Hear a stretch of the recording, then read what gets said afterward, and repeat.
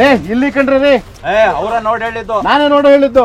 ಏನ್ ಯಾರೋ ಅವ್ರು ನೆನ್ನೆ ತೋರಿಸಿದ್ದೆ ಈ ಲೆಕ್ಕಾಚಾರದಲ್ಲಿ ಸ್ವಲ್ಪ ಮುಂದೆ.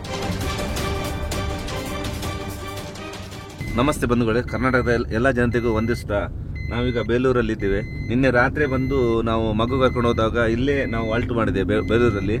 ಈಗ ಸುಮಾರು ನಮ್ಮ ತಂಡದಲ್ಲಿ ಈಗ ನಮ್ಮ ತಂಡ ಮಲ್ಪೆಗೆ ಹೋಗಿದೆ.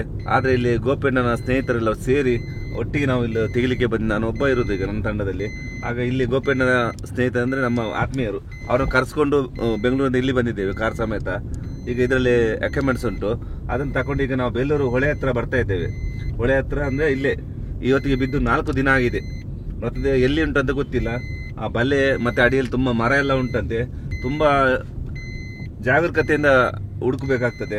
ಅದಕ್ಕೋಸ್ಕರ ನಿಮ್ಮೆಲ್ಲರ ಆಶೀರ್ವಾದ ಒಂದು ಇರಬೇಕಂತ ನಿಮ್ಮ ಎಲ್ಲ ತಾಯಿ ಅಂತ ಬೇಡ್ಕೊಳ್ತಾ ಇದ್ದೀನಿ. ಯಾಕೆಂದ್ರೆ ಇದು 4 ದಿನ ಆದ್ರೂ ಮೇಲ್ ಬರಲಿಲ್ಲ ಆದ್ರೆ ಕೆಳಗಡೆ ಏನಾದ್ರೂ ಒಂದು ಅವಘಡ ಹಾಗೆ ಆಗಿರ್ಬೇಕು. ಯಾಕಂದ್ರೆ ತುಂಬಾ ಡೀಪಲ್ಲಿ ಇದೆ. ಅದರಿಂದ ಆ ಹೊಳೆಯಲ್ಲಿ ಏನು ಅನಾಹುತ ಆಗದೆ ಸುರಕ್ಷಿತವಾಗಿ ನಾನ್ಸ ಮೇಲೆ ಬಂದು ಆ ಮೃತದೇಹ ಆದಷ್ಟು ಬೇಗ ಮೇಲೆ ಸಿಗ್ಲಿ ನನಗೆ ಅಂತ ನಿಮ್ಮೆಲ್ಲರ ದೇವರಲ್ಲಿ ನಾನು ಪ್ರಾರ್ಥಿಸ್ಕೊಳ್ತಾ ಇದ್ದೀನಿ. ನೋಡಿ ಬಂಧುಗಳೇ, ಹೊಳೆ ಹತ್ರ ಬರ್ತಾ ಉಂಟು. ಈಗಾಗಲೇ ಬಲೆ ಎಲ್ಲ ಹಾಕಿದ್ದಾರೆ.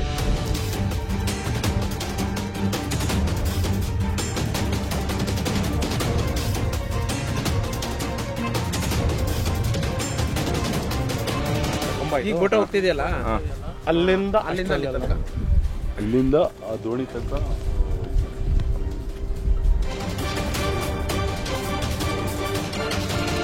ಆದ್ರೆ ಹೀಗೆಲ್ಲ ನೋಡಿರೋದೇ ಇದ್ರಿಂದ ಈ ಕಡೆ ಬರ್ತಾ ಇತ್ತು ದೋಣಿ, ನಾವು ನೋಡಿದೀವಿ ಅಂತ ಹೇಳ್ತಾರೆ. ಈ ಜಾಗದಲ್ಲಿ ಈಗ ಬೋಟ್ ಬಂತಲ್ಲ, ಅಲ್ಲಿಂದ ಲೈಟ್ ಕಂಬದವರೆಗೂ ನಾನು ಏನ್ ಮಾಡ್ತೀನಿ ಗೊತ್ತಾ, ಆ ಪಿಲ್ಲರ್ ಇಂದ ಈ ಕಡೆ ನೋಡ್ಕೊಂಡ್ ಬರ್ತೀನಿ.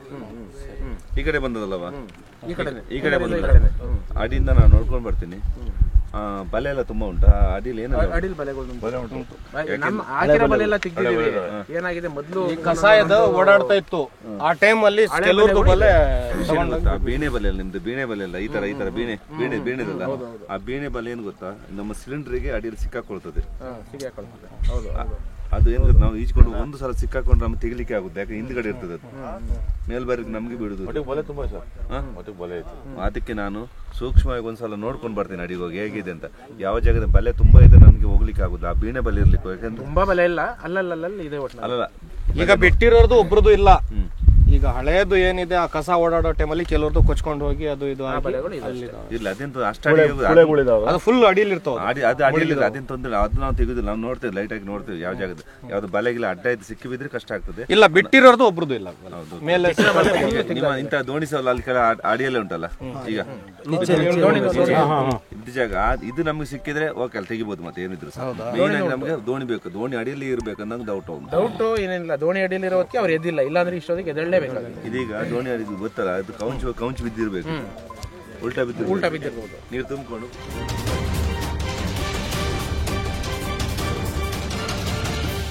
ಇಲ್ಲೇ ಬರ್ಬೇಕಿತ್ತಲ್ಲ. ಹಾಗಾದ್ರೆ ಇದೇ ಸತ್ತಲ್ಲಿ ಬರ್ಬೇಕು. ಅಲ್ಲಿ ಎಲ್ಲಿದ್ರು ಈಚೆನೆ ಬರ್ಬೇಕಿತ್ತಲ್ಲ. ಟವರ್ ಇಂದ ಈ ಕಡೆ ನೋಡ್ಕೊಂಡ್ ಬಂದ್ರೆ ಅದೇ ಹೇಳುದು. ಈಗ ಟವರ್ ಇಂದ ಈಚೆ ನೋಡುವ, ಏನಂತೀರಾ? ಟವರ್ ಇಂದ ಈಚೆ ನೋಡಿದ್ರೆ ಡೈರೆಕ್ಟ್ ಅವು ಈಚೆ ಮಳೆ ಬಂದ ಸೀದಾ ಅಲ್ಲಿ ಕುಚ್ಚಾಗಿ ಈಚೆ ಬರುದಲ್ಲ. ಅಲ್ಲಿಂದ ಬರುವಾಗಲೇ ಎಲ್ಲಾದ್ರೂ ಅಡಿಗೆ ಹೋಗಿದ್ದು ನೋಡುವ. ಟವರ್ ಇಂದ ಈ ಕಡೆ 6 ಕಾಲಿಗೆ ಆ ಪ್ಲೇಸ್ ಅಲ್ಲಿ ಆ 2 ಟವರ್ ಮಧ್ಯೆ ಅಲ್ಲಿ ನೋಡಿದ್ದಾರೆ ಒಬ್ರು. ಆ ಟವರ್ ಮಧ್ಯೆ ಮೊನ್ನೆ ನೋಡಿದ್ದಾರೆ. ನಾವು ತೋರಿಸ್ತೇವೆ, ಬರ್ತಾರೆ ನಿಮ್ ಜೊತೆ. ಅದಾದ್ಮೇಲೆ ಮಳೆ ಬರ್ತಿತ್ತು, ಬೇಗ ಬರ್ತದೆ ಎಲ್ಲ ಕರೆಕ್ಟ್ ಆಯ್ತಲ್ಲ.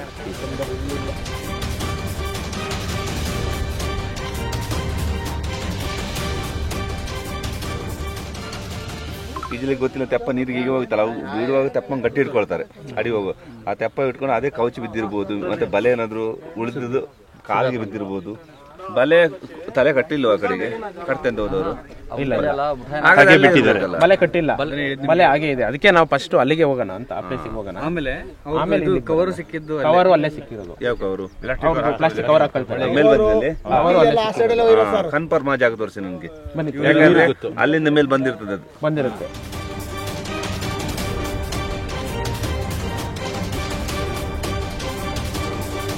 ಹಾಗಾದ್ರೆ ನಮಗೊಂದು ಫಸ್ಟ್ ಅಲ್ಲಿ ಒಂದೊಂದು ಇಷ್ಟು ದೊಡ್ಡ ಕಲ್ಲು ಇಟ್ಕೊಳ್ಳಿ. ಅದರಲ್ಲಿ ಕಲ್ಲು ಗಟ್ಟಿ ಕೆಳಗಡೆ ಇಷ್ಟು ದೊಡ್ಡ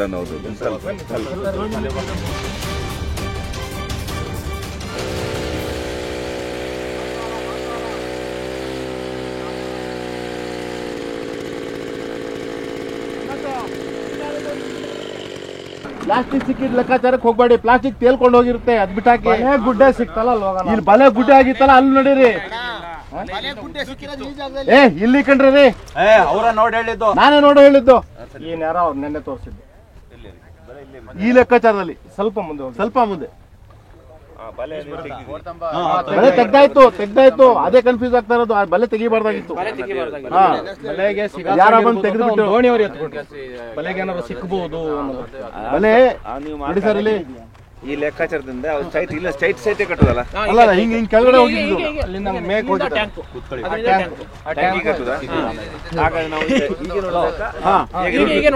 ನೋಡ್ಬೇಕು. ಆ ಲೈಟ್ ಕಂಬದಿಂದ ಹಿಂಗ್ ನೋಡ್ಬೇಕು ನೀವು. ಆ ಟ್ಯಾಂಕ್ ಹಾಗಾದ್ರೆ ನೀವು ಉಂಟಲ್ಲ, ಇಲ್ಲಿ ಒಂದು ನಾವು ಈ ಜಾಗದಲ್ಲಿ ಉಂಟಲ್ಲ, ಒಂದು ಬೋಟ್ ಇಲ್ಲೇ ಇರ್ಬೇಕು. ಒಂದು ಬೋಟ್ ಇಲ್ಲಿ ನಿಂತ್ರೆ ಅಲ್ಲಿಂದ ನಾನು ಹಗ್ಗ ಕೊಡ್ತೇನೆ. ಈ ಹಗ್ಗ, ಆ ಹಗ್ಗದಿಂದ ನೋಡ್ತಾ ಬರ್ಬೇಕಾಗ್ತದೆ. ಅವಾಗ ಸ್ಟ್ರೈಟ್ ಗೊತ್ತಾಗುತ್ತೆ. ಒಂದು ಸ್ಟ್ರೈಟ್ ಲೈನ್ ಅಲ್ಲಿ ನೋಡ್ಕೊಂಡು ಹೋದ್ರೆ ನಿಮ್ದು ಅಡಿಯಲ್ಲಿ ಇದು ತೆಪ್ಪ ಬಿದ್ದಿದೆ ಗೊತ್ತಾಗುತ್ತೆ.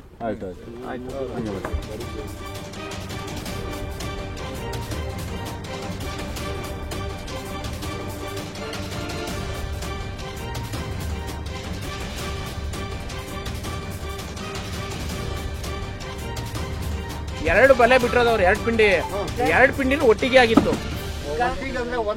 ಒಂದ್ರಲ್ಲಿ ಕಲ್ಲಿತ್ತು, ಒಂದ್ರಲ್ಲಿ ಕಲ್ಲಿರ್ಲಿಲ್ಲ. ನಿಮ್ಮ ಅಂದಾಜು ಎಲ್ಲಿ ಅಂತ ಹೇಳಿ ಕರೆಕ್ಟ್ ಅಲ್ಲಿ ಮುಗು. ಈಗ ಪ್ಲಾಸ್ಟಿಕ್ ಕವರ್ ತೇಲ್ಕೊಂಡು ಹೋಗಿರ್ತದೆ ಅಂತ ಹೇಳ್ತಿದ್ದೀವಿ. ಪ್ಲಾಸ್ಟಿಕ್ ಕವರ್ ನೀವು ಬಲೆ ನನ್ ಒಟ್ನಲ್ಲಿ ಬಲೆ ಗುಂಪು ಸಿಕ್ಕಿದ್ದು ಅಲ್ಲಿ. ಇಲ್ಲಿಂದ ಏನಾಗಿತ್ತು, ಬಲೆ ಲೂಸ್ ಆಗಿತ್ತು ಅಷ್ಟೇ.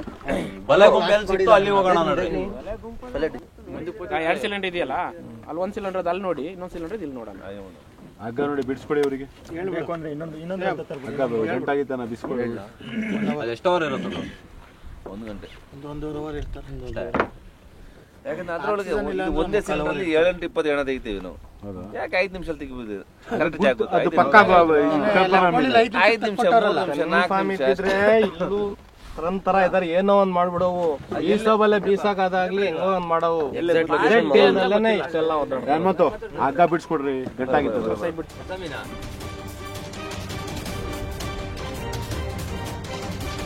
ನಿಮಗೆ ನನ್ನ ಅಂದಾಜು ತೆಪ್ಪ ಕಾಣಬಹುದು. ಏನೋ ಒಂದು ಸ್ಪೆಷಲ್ ಆಗಿ ಕಾಣುತ್ತದೆ. ಆದ್ರೂ ಇದು ಸಿಗ್ತಾ ಇಲ್ಲ. ಸಿಕ್ಬಿಟ್ರೆ ನಮ್ಗೆ ಬ್ಲೂ ಕಲರ್ ಇದೇ ಇಲ್ಲ, ಇದು ಗ್ರೀನ್, ಇದು ಬ್ಲೂ ಕಲರ್. ಅದು ಇದಕ್ಕಿಲ್ಲ, ಅವ್ರದ್ದು ದೊಡ್ಡದು ಇದು ಬರ್ತದೆ, ದೊಡ್ಡದು ಹ್ಯಾಂಗರ್ ಬರ್ತದೆ, ಅದ್ರಲ್ಲಿ ಹಾಕಿದ್ದು ನೋಡ್ಬೇಕಿತ್ತು. ಎಂಡೇರ ಪಡೆಯಿಂದ ಸಿಕ್ಕೋದು ದೊಡ್ಡದು ಕೊಕ್ಕೆ. ಆ ಕೊಕ್ಕೆ ಹಾಕ್ಲಿಕ್ಕೆ ಏನಾಗಿದೆ ಅಂದ್ರೆ, ಈ ಹಳೆ ಬಲೆ ಉಂಟು, ಹಳೆ ಬಲೆನೇ ಸಿಗಾಕಂತದಾವೆ. ಮತ್ತೆ ಇನ್ನೊಂದೇನುಂಟು, ಮರ ಉಂಟು. 2 ನಿಮಿಷಕ್ಕೆ ಬರೀ ಆ ಬಲೆ ಸಿಗಾಕೊಂಡು ನಮ್ ಕೈ ಬಿದ್ದೋಗ್ತದವೆ, ಸಿಗ್ತಾ ಇಲ್ಲ. ಹಂಗಾಗಿದೆ. ಆ ಬಲೆ ಜೊತೆಗೆ ಇರ್ಬೋದು ಅಂತ ಎತ್ತಿದ್ದಾರೆ. ಬಲೆ ಏನಾದ್ರು ಗಟ್ಟಿ ಹಿಡ್ಕೊಂಡಿರ್ತಾರಲ್ಲ.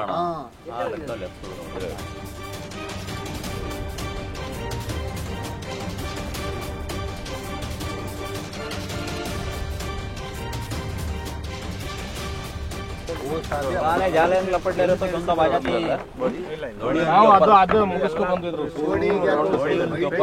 ಮೇಲ್ ಬಂದಿದ್ರೆ ನಮಗೆ ಸೈಡಲ್ಲಿ ಸಿಗ್ಬೇಕಾಗಿತ್ತು. ಆ ಕೆಲಸ ಮುಗಿಸಿದ್ವಿ. ಇದು ಇನ್ನೂ ನಮ್ಮ ಡೌಟ್ ಒಳಗೆ ಇದೆ. ಮೈ ಬೋಜ್ ಬಲ್ರ ಸೊ ನೋಡಿ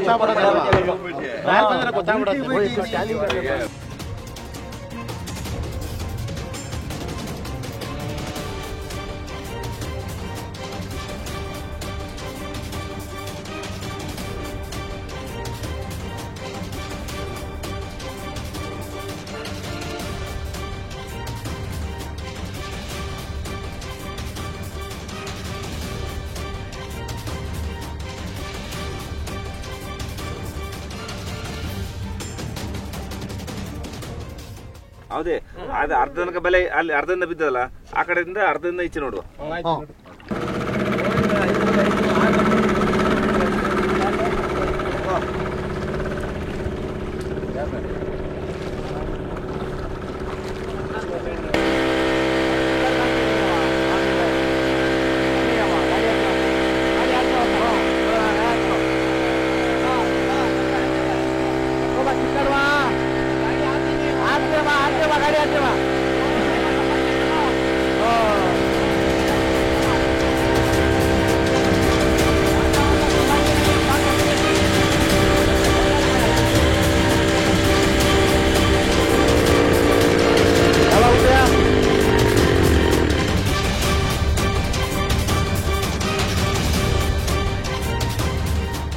ಬೇಲೂರು ಯಗುಚಿ ಡ್ಯಾಮ್ನಲ್ಲಿ 4 ದಿವಸದಿಂದ ಬಾಡಿ ಸಿಗದೆ ಒದ್ದಾಡ್ತಾ ಇದ್ದರು. ಈಗ ಈಶ್ವರ ಮಲ್ಪೆ ಅವರು ಬಂದ ಮೇಲೆ ಬಾಡಿ ಸಿಕ್ಕಿದೆ. ಅವರಿಗೆ ದೇವರು ಒಳ್ಳೇದು ಮಾಡಲಿ ಅಂತ ಹೇಳ್ತೇನೆ. ನಮ್ಮ ಆತ್ಮೀಯರು ಇವರಿಗೆ ಸಹ ದೇವರು ಒಳ್ಳೇದು ಮಾಡಲಿ. ನಮಗೆ ಎಲ್ಲದಕ್ಕೂ ಸಹ ಮಲ್ಪೆಯಲ್ಲಿರೂ ಸಹ ಒಳ್ಳೆ ಸಪೋರ್ಟ್ ಮಾಡಿದೆ. ಈಗ ಬೇಲೂರು ಸ್ಟೇಷನ್ ನಂಗೆ ಇವರಿದ್ದಾರೆ, ಇವರಿಗೆ ಸಹ ದೇವರು ಒಳ್ಳೇದು ಮಾಡಿ ಆಯುರಾರೋಗ್ಯ ಕೊಡಲಿ ಅಂತ ನಾನು ದೇವರಲ್ಲಿ ಪ್ರಾರ್ಥನೆ ಮಾಡ್ಕೊಳ್ತೀನಿ. ನಮ್ಮ ತುಂಬ ಆತ್ಮೀಯರು ಇವರು. ನಮಸ್ತೆ ಕರ್ನಾಟಕ, ಎಲ್ಲ ಸ್ನೇಹಿತರಿಗೆ ವಂದಿಸ್ತಾ ಇವತ್ತು ನಾವು ಬೇಲೂರು ಡ್ಯಾಮ್ಗೆ ಬಂದಿದ್ದೇವೆ. ಇವತ್ತು 4ನೇ ದಿನ. ಇಲ್ಲಿನ ಒಬ್ಬ ಮೀನುಗಾರಿಕೆ ಮಾಡುವ ವ್ಯಕ್ತಿ ಮಳೆ ಬಂದು ಅಲೆಗೆ ಬಿದ್ದಿರ್ಬೋದು ಆಕಸ್ಮಿಕವಾಗಿ. ಇವತ್ತಿಗೆ 4 ದಿನ ಆದರೂ ಸಹ ಇಲ್ಲಿ ಮೃತದೇಹ ಸಿಕ್ಕಿಲ್ಲ. ಆವಾಗ ನಮಗೆ ಈಶ್ವರ್ ಮಲ್ಪೆ ಟೀಮ್ಗೆ ಫೋನ್ ಮಾಡಿದ್ದು. ನಮ್ಮ ಟೀಮು ನಿನ್ನೆ ರಾತ್ರಿ ಬೆಂಗಳೂರಿಗೆ ಒಂದು ಹೃದಯ ಸಮಸ್ಯೆಯ ಮಗುವನ್ನು ಗಂಗೊಳ್ಳಿಯಿಂದ ಬೆಂಗಳೂರಿಗೆ ಬಿಟ್ಟಿದ್ದೇವೆ. ಹಾಗೆ ಬರುವಾಗ ನಾನು ಇಲ್ಲಿ ಹೇಳಿದೆ, ಆವಾಗ ನಮ್ಮ ತಂಡನೂ ಮಲ್ಪೆ ಕಳಿಸಿದ್ದೇನೆ. ಮತ್ತು ನಮ್ಮ ಸ್ನೇಹಿತರಾದ ಗೋಪಿ ಅವರ ತಂಡ ಹಾಗೂ ಶಯಬ್ ಅವರ ತಂಡ ಇಲ್ಲಿ ಸಜ್ಜಾಗಿ ನಿಂತು ಈಶ್ವರನ ನಾಳೆ ಬೆಳಿಗ್ಗೆ ಇಲ್ಲಿ ಒಂದು ಬಾಡಿ ತೆಗೆಯುವಂತ ಇದ್ದಾರೆ. ಅದಕ್ಕೆಲ್ಲ ನಾವು ಒಟ್ಟಾಗಿ ಎಲ್ಲ ಇಲ್ಲಿ 10-11 ಜನನು ರೂಮಲ್ಲಿ ಮಲಗಿ ರಾತ್ರಿ ಇವತ್ತು ಬೆಳಿಗ್ಗೆ ಇಲ್ಲಿ ಡ್ಯಾಮ್ ಹತ್ರ ಬಂದಿದ್ದೇವೆ. ಡ್ಯಾಮ್ ಹತ್ರ ಬಂದು ನಮಗೆ ಒಂದು ತುಂಬ ದೂರದಲ್ಲಿ ಬಿದ್ದ ಜಾಗ ಎಲ್ಲ ತೋರಿಸಿದ್ದಾರೆ. ಅಲ್ಲಿ ಹೋಗಿ ಮುಳುಗಿ ಸುಮಾರು ಅಲ್ಲೊಂದು 60 ಅಡಿ 50 ಅಡಿ 40 ಅಡಿ ಉಂಟು. ನಾವು ಅಲ್ಲಿ ಹೋಗಿ ಲೊಕೇಶನ್ ನೋಡುವಾಗ ಒಂದು ಇಲ್ಲಿ ಬಂದು 10-15 ನಿಮಿಷದಲ್ಲಿ ಮೃತದೇಹ ಅವನು ಎಲ್ಲಿ ಬಿದ್ದ ದಂಡೆಯಿಂದ ಸುಮಾರು ಒಂದು 100-200 ಮೀಟರ್ ದೂರದಲ್ಲಿ ಆಕಸ್ಮಿಕವಾಗಿ ತೆಪ್ಪದ ಅಡಿಯಿಂದ ಅದು ಡಿಕಂಪಸ್ ಆಗಿ ಮೇಲೆ ಬಂದಿದೆ. ನಾವು ಹುಡುಕೋದು ತುಂಬ ದೂರದ, ಯಾಕೆಂದರೆ ಆ ಬಿದ್ದ ಜಾಗ ಮೊನ್ನೆ ರಾತ್ರಿ ಯಾರೂ ನೋಡಿಲ್ಲ. ಲೊಕೇಶನ್ ಕರೆಕ್ಟ್ ಯಾರು ಗೊತ್ತಿಲ್ಲ. ಮಳೆ ಗಾಳಿ ಮಳೆಗೆ ಎಲ್ಲಿ ಅಂತ ಗೊತ್ತಾಗದೆ ನಾವೆಲ್ಲ ದೂರದೆಲ್ಲ ಹುಡುಕಾಡ್ತಿದ್ದೇವೆ. ಮುಳುಗು ತಜ್ಞ ತುಂಬ ಜನ ಬಂದು ಮುಳುಗಿದ್ದಾರೆ. ಎಂಡೆರಪ್ಪಡೆ ಬಂದಿದೆ, ಫೈರ್ ಬ್ರಿಗೇಡ್ನವ್ರು ಬಂದಿದ್ದಾರೆ, ಸ್ಥಳೀಯರು ಮುಳುಗಿದ್ದಾರೆ, ಎಲ್ಲ ಮುಳುಗಿದ್ದಾರೆ, ಎಲ್ಲೂ ಸಿಕ್ಕಿಲ್ಲ. ಕೊನೆಯದಾಗಿ ನಮ್ಮ ತಂಡಕ್ಕೆ ಫೋನ್ ಮಾಡುವಾಗ ನಾವು ಸಹ ದೂರದಲ್ಲಿ ಹೋಗುವ ತಕ್ಷಣ ಮುಳುಗುವುದಕ್ಕಿಂತ ಮುಂಚೆನೇ ಆ ಮೃತದೇಹ ಸ್ವಲ್ಪ 200 ಮೀಟ್ರಲ್ಲಿ ಮೇಲೆ ಎದ್ದು ಬಂದಿದೆ. ಇದಕ್ಕೆಲ್ಲ ಸಮಸ್ತ ನಾಗರಿಕರ ಒಂದು ಆಶೀರ್ವಾದ, ಜನತೆಯ ಆಶೀರ್ವಾದದಿಂದ ಬೇಗ ಸಿಕ್ತು. ಆ ಮನೆಯವರಿಗೊಂದು ಕಣ್ಣೀರು ಒರೆಸೋ ಭಾಗ್ಯ ಬೇಗ ಸಿಗಲಿ ಅಂತ ಆದಷ್ಟು ಬೇಗ ನಾನು ಕೈ ಮುಗಿತಾ ಇದ್ದೀನಿ ಎಲ್ಲರಿಗೂ ಸಹ.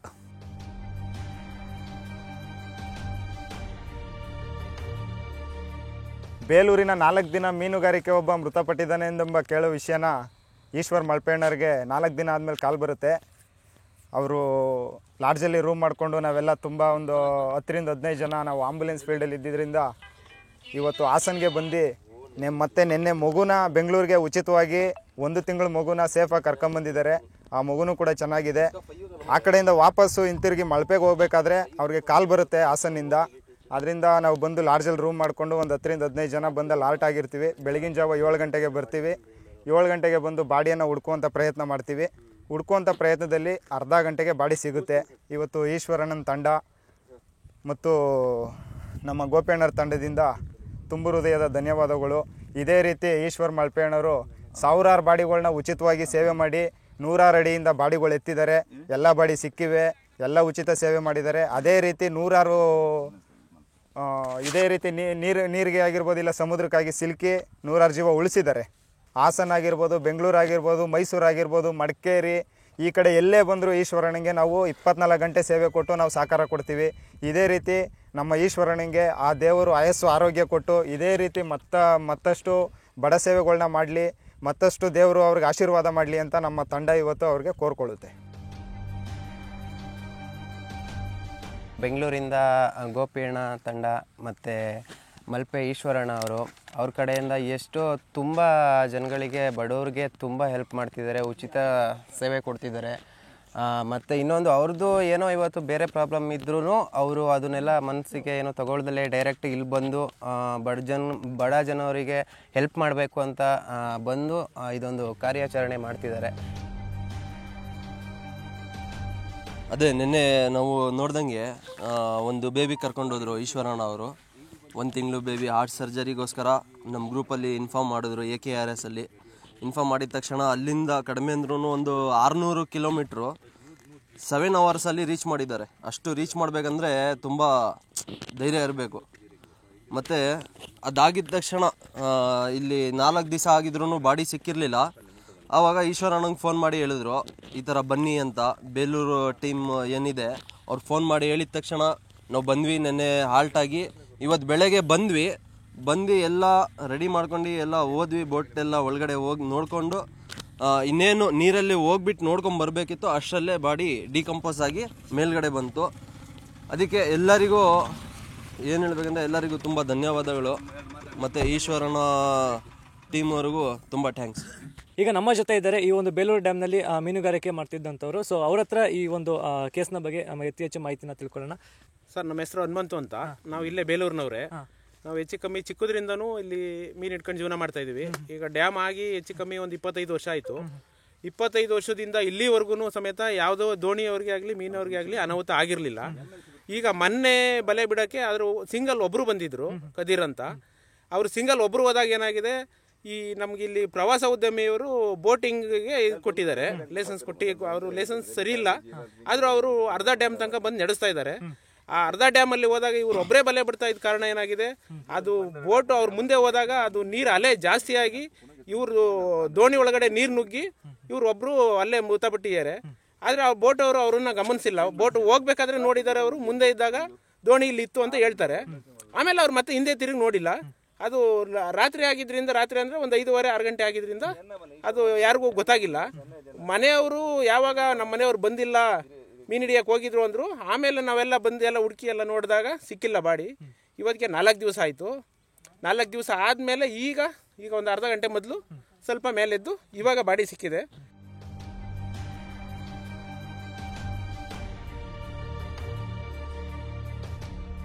ನಿನ್ನೆ ನಾವು ಗಂಗೊಳ್ಳಿಯಿಂದ ಬೆಂಗಳೂರು ಜಯದೇವಿಗೆ ಒಂದು 40 ದಿನದ 1 ತಿಂಗಳ ಮಗು ಕರ್ಕೊಂಡು ನಾವು ಹೋಗ್ತಾ ಇದ್ದೇವೆ. ಯಾಕೆಂದರೆ ಅಲ್ಲಿ ಹೋಗಲಿಕ್ಕೆ ತುಂಬ ಸಪೋರ್ಟ್ ಅಂದರೆ ನಮಗೆ ಎಸ್ಕೋಟ್ ಬೇಕು. ಯಾಕೆಂದರೆ ನಮ್ಮ ಗಂಗೊಳ್ಳಿಯಿಂದ ಬೆಂಗಳೂರು ತನಕ ಎಲ್ಲ ಆಂಬುಲೆನ್ಸ್ ಡ್ರೈವರು, ಅದರ ಓನರು ಎಲ್ಲರೂ ನಮಗೆ ತುಂಬ ಸಪೋರ್ಟ್ ಆಗಿದ್ದರು. ಯಾಕೆಂದರೆ ಅಲ್ಲಿಂದ ಇಲ್ಲಿ ಬರಬೇಕು, ನಮ್ಮಿಂದ ಅಂತ ಏನಿಲ್ಲ. ನಮಗೆ ಮುಂದ್ಗಡೆ ಯಾರಾದರೂ ಸಪೋರ್ಟ್ ಎಕ್ಸ್ಕೋಟ್ ಕೊಟ್ಟರೆ ಮಾತ್ರ ನಮಗೆ ಗಾಡಿ ರೀಚ್ ಆಗಲಿಕ್ಕೆ ಟೈಮಲ್ಲಿ. ಯಾಕೆಂದರೆ ನಿನ್ನೆ ಸಹ ಒಂದು 7 ಗಂಟೆಯಿಂದ ಗಂಗೊಳ್ಳಿ ಟು ಬೆಂಗಳೂರು ಹೋಗಿದೆ. ಅದನ್ನು ತುಂಬ ಎಲ್ಲ ಆಂಬುಲೆನ್ಸ್ ಚಾಲಕರು ಹಾಗೂ ಮಾಲಕರು ನಮಗೆ ತುಂಬ ಸಹಕರಿಸಿದ್ದಾರೆ. ಅದು ಸಹ ಬೇಲೂರು ಭಾಗದ, ಹಾಸನ ಭಾಗದ ಮತ್ತು ನಮ್ಮದು ಬೆಂಗಳೂರು ಭಾಗ ಮಧುವಣ್ಣ ಆ ಕಡೆಯಿಂದ ಆ ಭಾಗದ ಸಹ ಜನಗಳು ನನಗೆ ತುಂಬ ಸಹಕರಿಸಿದ್ದಾರೆ. ಇದಕ್ಕೆ ಎಲ್ಲರಿಗೂ ನಾನು ಆಭಾರಿಯಾಗಿದ್ದೇನೆ. ಇಂಥ ಒಂದು ಚಿಕ್ಕ ಮಗು ಏನಾದರೂ ಕ್ರಿಟಿಕಲ್ ಕಂಡೀಷನ್ಗೆ ಎಲ್ಲ ಆಂಬುಲೆನ್ಸ್ನವರು ಸಹಕರಿಸಿದ್ದಾರೆ. ಎಲ್ಲರಿಗೂ ಸಹ ವಂದನೆಗಳು. ಎಲ್ಲ ಸ್ಥಳೀಯರು, ನಮಗೆ ಎಲ್ಲ ಸ್ಥಳೀಯರು, ಪೊಲೀಸ್ನವರು ಎಲ್ಲರೂ ತುಂಬ ಸಹಕರಿಸಿದ್ದಾರೆ. ಇದರಿಂದ ಇದೇ ಎಲ್ರಿಗೂ ಸಹ ಇದೇ ರೀತಿ ಸಹಕರಿಸಿ ಅಂತ ನಿಮ್ಮೆಲ್ಲರೂ ನಾನು ಕೈ ಮುಗಿದು ವಂದಿಸ್ತಾ ಇದ್ದೀನಿ. ನಿನ್ನೆ ಒಂದು ಚಿಕ್ಕ ಮಗು 1 ತಿಂಗಳು ಮಗುಗೆ ಆಂಬುಲೆನ್ಸಲ್ಲಿ ಶಿಫ್ಟ್ ಮಾಡಿದ್ದಾರೆ. 1 ರೂಪಾಯಿ ದುಡ್ಡು ತಾಂಡಿಲ್ಲ ಅವರು, ಡೀಸೆಲಿಗೂ ತಾಂಡಿಲ್ಲ ಅವ್ರ ಹತ್ರ. ಮತ್ತೆ ಹೋಗಿ ಹಾಸ್ಪಿಟಲಲ್ಲಿ ಫ್ರೀ ಸರ್ಜರಿಗೆ ಇವ್ರ ಕಡೆಯಿಂದ ಫ್ರೀ ಮಾಡಿಸ್ಕೊಟ್ಟು ಬಂದಿದ್ದಾರೆ. ಇವ್ರಿಗೆ ಒಂಚೂರು ಹೆಲ್ಪ್ ಮಾಡಿ. ಇವ್ರಿಗೆ 1 ರೂಪಾಯಿ ದುಡ್ಡು ತಗೊಳ್ಳಲ್ಲ, ಸೋಷಲ್ ಸರ್ವಿಸ್ ಇವ್ರಿಗೆ ಒಂಚೂರು ಮಲ್ಪೆ ಸರಿ ಒಂಚೂರು ಎಲ್ಲರೂ ಹೆಲ್ಪ್ ಮಾಡಬೇಕು ಅಂತ ನಾನು ಕೇಳ್ಕೊತೀನಿ ಅಷ್ಟೇ.